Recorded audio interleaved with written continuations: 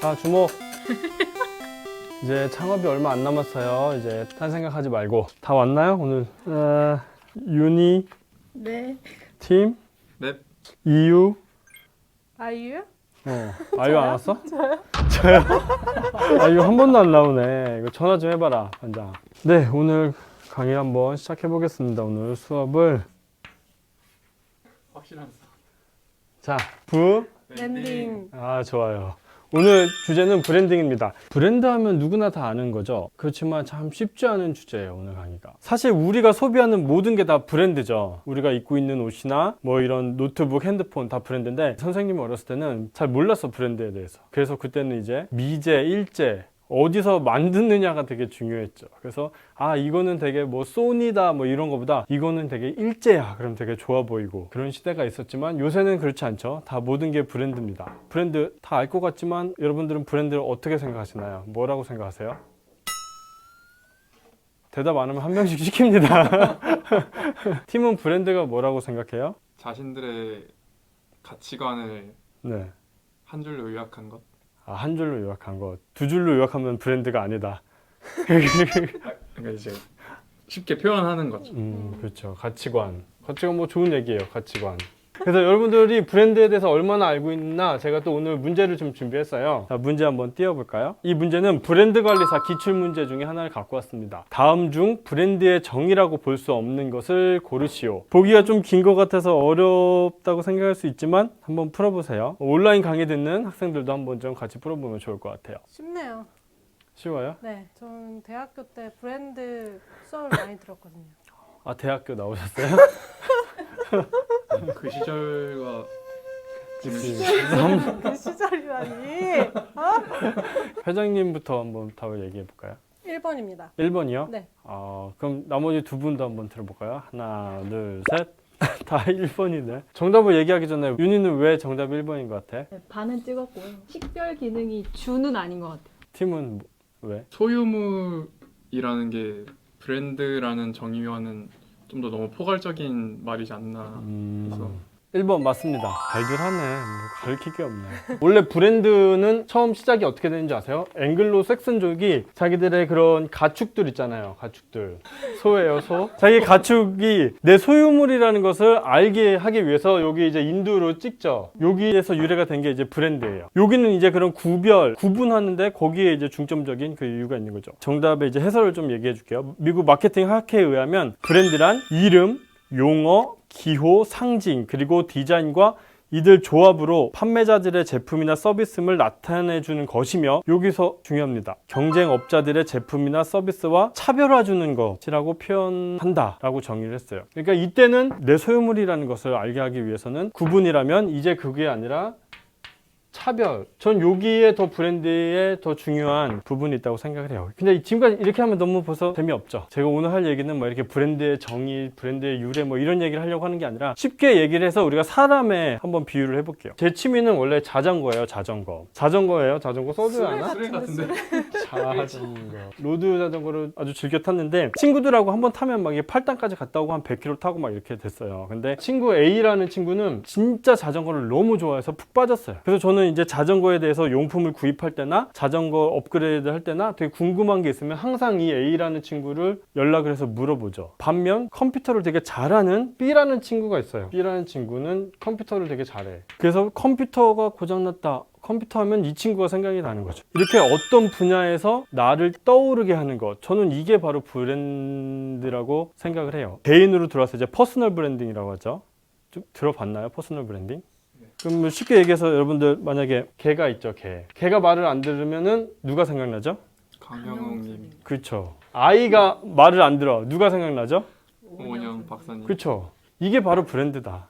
이게 바로 브랜딩이라고 저는 생각을 합니다. 어떤 분야에 이거 하면 떠오르는 것. 그렇다면 카페 창업이다, 누가 생각나세요? 유정수. 그렇죠. 그래서 이거는 지금 카페 왕이 생각이 나질 않잖아요. 그럼 뭐 아직 우리는 제대로 브랜딩이 안 된 것이다. 더 열심히 해야 되는 거죠. 친구들이 여러분들 뭐 할 때 찾아요? 고기 먹을 때. 어디 카페에 가면 괜찮냐라고 물어볼 때 카페를 찾을 때, 그러면 이제 팀의 브랜딩은 그렇게 된 거예요. 친구들한테, 팀한테 물어보면 저 친구는 카페를 되게 잘 알아. 카페를 되게 잘 가. 그럼 그 개인 브랜드가 된 거죠. 회장님은 뭐? 저 안 찾던데요. 그래요? 노브랜드인 것 같아요. 저는 브랜딩이 안 돼가지고. 뭐 그럴 수도 있죠. 그래, 윤희는 친구들 뭐 할 때 찾아요? 힘들고 외로울 때. 힘들고 외로울 때? 그게 바로 여러분들의 브랜딩이에요. 친구들이 어떤 상황에서 나를 생각하고 나를 떠오르는가. 그렇다면 이거를 우리가 카페에 좀 대입해 볼 필요가 있을 것 같아요. 고객들이 우리 카페를 과연 어떨 때 생각을 하는가. 다른 카페와 다른 우리 카페의 차별성이라고 생각을 하는 거죠. 우리 카페는 되게 커피가 되게 맛있어. 그래서 진짜 맛있는 커피를 먹고 싶을 때 우리 카페가 딱 생각나. 그럼 우리 카페는 그런 브랜드가 되는 거예요. 우리 카페는 과일 주스가 진짜 맛있어. 과일 주스를 정말 좋은 과일을 사다가 그렇게 과일 음료를 잘 만들어. 그러면 우리 카페는 과일을 맛있는 그런 브랜드가 되는 거죠. 근데 뭐 그건 되게 정답은 없는 것 같아요. 우리 카페가 되게 뷰가 좋아. 뷰가 좋으면 우리 카페는 이제 사람들이 뷰를 보러 오기 때문에 그 우리 카페만의 그런 브랜드가 될 수도 있고, 뭐 카페 사장님이 되게 잘생겼어. 그러면 또 우리 카페의 브랜드는 또 그렇게 될 수는 있는 거죠. 그건 이제 뭐 길게 갈 수는 없지만, 그런데 보통은 이제 이렇게 다른 곳과 나와의 차별점, 다른 것, 우리 카페를 꼭 찾아야 되는 이유, 거기서 이제 브랜딩을 생각하지 않고 우리가 흔히 브랜딩하면 떠오르는 것이 이제 로고, 디자인, 네이밍 뭐 이런 것들 생각을 하죠. 그것도 물론 필요하긴 한데 사람으로 비유를 해볼게요. 어느 날 제가 난 잡스처럼 되게 스마트해 보이고 싶고 똑똑해 보이고 싶고 뭔가 혁신가처럼 보이고 싶어 해서 제가 항상 검은색 목티와 청바지와 뉴발란스 신발을 신고 나왔어요. 그럼 제가 잡스처럼 보이나요? 아니죠. 당연히 아니죠. 저는 그냥 옷이 하나뿐인 사람밖에 안 되는 거예요. 그래서 이렇게 보여지는 뭐 디자인이나 인테리어나 그런 로고 같은 것들은 물론 이것도 중요하긴 하죠. 브랜드의 한 요소긴 한데 내 본질을 잘 표현하는 수단, 거기로서의 의미가 있는 거지, 그것이 잘 된다고 해서 아무도 나를 그렇게 봐주지 않는다는 거예요. 그게 바로 제가 생각하는 브랜딩이다. 그러면 좋아, 브랜딩이 뭐 그거야. 오케이, 알겠어. 그러면 어떻게 이게 중요하죠. 어떻게 내 카페를 옆 카페와 차별화시키느냐, 이것이 가장 중요한데 되게 다양한 방법이 있지만 가장 중요한 거는 브랜딩은 엉덩이로 하는 것이다 라고 생각을 해요. 차마 이거는 그림을 못 그리겠는데 엉덩이. 여러분 그 공부는 뭘로 하죠? 엉덩이. 맞아. 옛날에 좀 그런 얘기. 물론 요새는 뭐 많이 달라질 수도 있어요. 머리로 할 수도 있고 돈으로 할 수도 있지만 제가 학교 다닐 때마다 야, 공부는 엉덩이로 하는 거야, 그런 얘기를 많이 했는데 저는 카페에서도 브랜딩을 엉덩이로 해야 된다고 생각을 해요. 제가 영상 하나를 추천을 드리려고 하는데 카페 진정성 아시죠? 우리 김정훈 대표님이 예전에 되게 오래전에 강의한 그 영상이에요. 제가 뭐 링크는 아래 달아드릴게요. 그리고 지금 이 오프라인 학생들은 집에 가서 보고 오세요. 1시간짜리 영상이거든요. 카페 진정성 하면은 딱 생각나는 게 되게 음료 한 잔을 만들더라도 재료를 다 만들고 정말 진정성 있고 되게 공을 들여서 음료 한 잔을 만들어. 약간 이런 이미지가 저한테는 있거든요. 근데 실제로 이 진정성이라는 카페가 옛날에 강서구에 있을 때 한 달 매출이 1,000만 원이 안 됐었어요. 그런데 김포로 이사를 하고 나서 한 달 매출이 5억 원.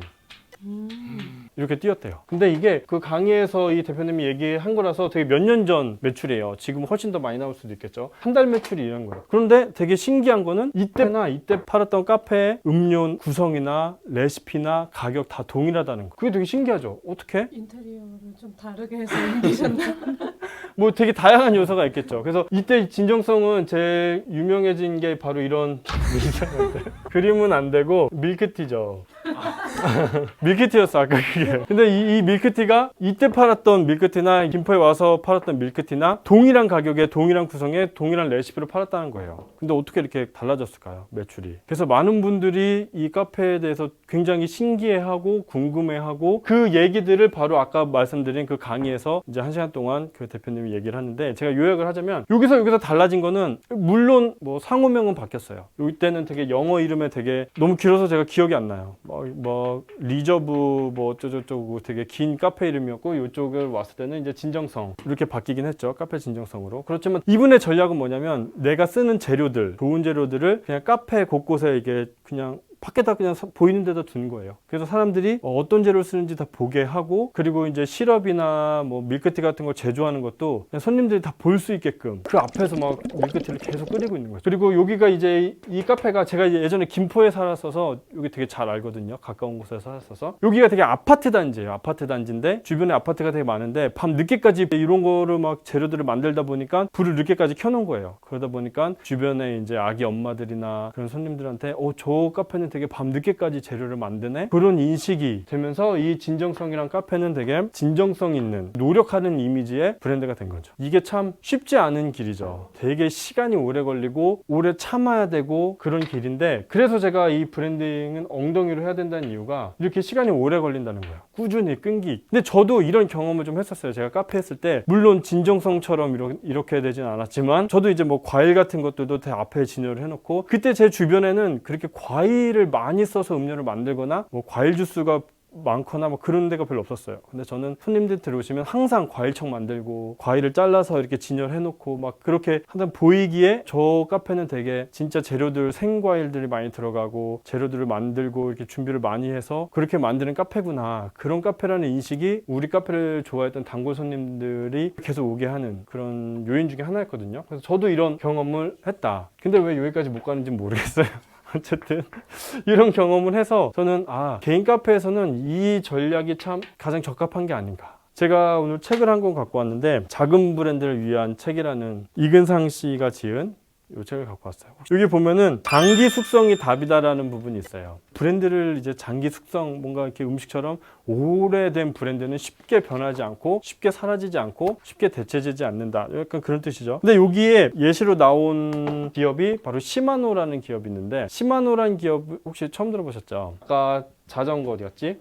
중요한 건데. 시마노라는 기업은 일본 기업인데 100년 동안 자전거 부품을 만들었어요. 여기 이제 구동계라고 하죠. 여기 기어나 브레이크 같은 거를 만드는 회사인데, 이 자전거 등급을 시마노 부품으로 우리가 등급을 나눠요. 그럼 뭐 클라리스다, 105급이다, 울테그라다, 이게 다 이제 그 시마노의 부품 이름이거든요. 근데 105급이다, 클라리스급이다, 울테그라급이다, 이렇게 해서 자전거 자체를 아예 이 부품 이름으로 나누는 거예요. 그만큼 이 브랜드가 오래 장기 숙성이 되고 하다 보니까 이 자전거 부품계에서는 아주 대체 불가능한 그런 브랜드가 된 거죠. 그래서 이런 예시가 이 책에도 나왔으니까 한번 좀 읽어보시면 괜찮을 것 같아요. 제가 오늘 브랜딩에 대해서 이제 엉덩이로 하는 것이 정말 좋다, 저는 이렇게 생각을 한다고 얘기를 했는데, 참 이게 조심스러운 이유가 뭐냐면 요새는 또 그렇지 않은 데도 많아요. 이렇게 오래되지 않았어도 갑자기 떠오르는 브랜드도 많고 갑자기 막 유명해지고 핫해지는 브랜드도 굉장히 많죠. 그래서 그런 거를 우리는 꿈꾸고서 카페 창업을 해서 빨리빨리 유명해지고 빨리빨리 핫해지고 빨리빨리 성공하기를 모두 다 원하지만, 장기 숙성된 데는 이 책에서 나와 있듯이 쉽게 사라지지 않아요. 하지만 빨리 떠오르면 빨리 질 수도 있는 거죠. 우리가 준비하는 카페도 이제 개인 카페들이잖아요. 예산이 한정되어 있기 때문에 뭔가 그렇게 빨리 이렇게 치고 올라갈 만한 그런 예산이라든지 뭐 이런 게 좀 부족하죠. 그래서 저는 개인 카페를 준비하시는 분들, 그리고 내가 사업을 되게 내 브랜드를 길게 오래오래 가고 싶으신 분들은 엉덩이로 하는 이런 방법도 가장 적합하고 한번 해보실 만하다라는 생각에 오늘 이 브랜딩 강의를 한번 해봤습니다.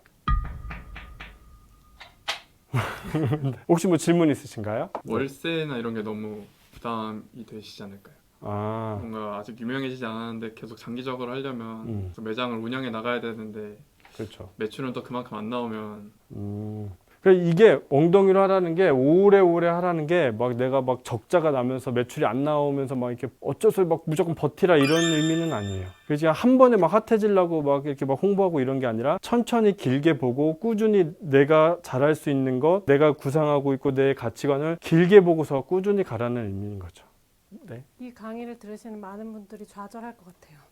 그래요? 네. 쉽지 않은 길이죠. 근데 제가 모든 곳에는 되게 저는 지름길은 없다고 생각을 해요. 뭐 유튜브도 그렇지만 많은 분들은 유튜브를 제가 여기까지 오는데 다 얼굴로 했다고 생각을 하시지만 저는 엉덩이로 했다고 생각을 해요. 저는 어떻게 보면 제가 모든 걸 하는 전략이 또 이건 것 같아요. 그냥 일주일에 1개, 2개를 지금 5년, 6년 동안 꾸준히 했죠. 엉덩이로. 그렇게 하다 보니까 조금씩 내려갔던 것 같아요. 뭐 일주일에 10만 가는 유튜버들 되게 많았어요. 진짜 많았어요. 그때 막 붕어빵 팔다가 갑자기 일주일 만에 10만 되시는 분도 있었고 뭐 그런 분도 되게 많았거든요. 그때 저는 당시에 뭐 1000명도 안 됐을 거예요. 되게 부러웠었는데 이렇게 빨리 막 올라가다 보니까 빨리 없어지고 이런 경우가 많아서 오히려 길게 꾸준히 가야 된다. 저는 뭐 그렇게 생각합니다. 물론 뭐 정답은 아닐 수도 있죠. 네, 질문이 또 있어요. 질문이 아니라 네. 제가 생각하기에는 엉덩이도 참 중요하지만 정의에 대해서 보여주셨잖아요. 네네. 다시 한번 또 띄워주실래요? 누구세요?